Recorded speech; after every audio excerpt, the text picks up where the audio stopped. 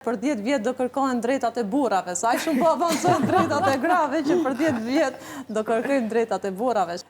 Ngritja e një gruaje, avancimi i saj nuk duhet bërë asnjëherë duke hedhur baltë mbi figurën e burrave. Roven, kur dëgjojmë diskutime lidhur me rolin e gruas në shoqërinë kosovare, nëse shohim pak a shumë komentet, kemi komentet e tilla që thonë shumë po lëpni.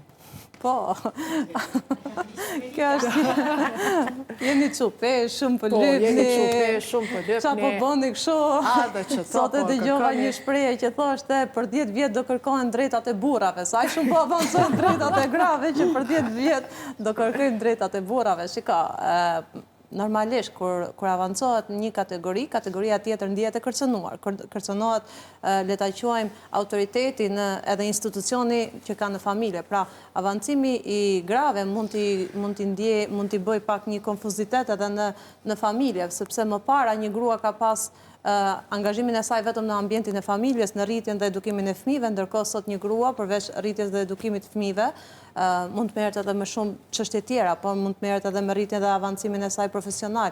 Edhe pse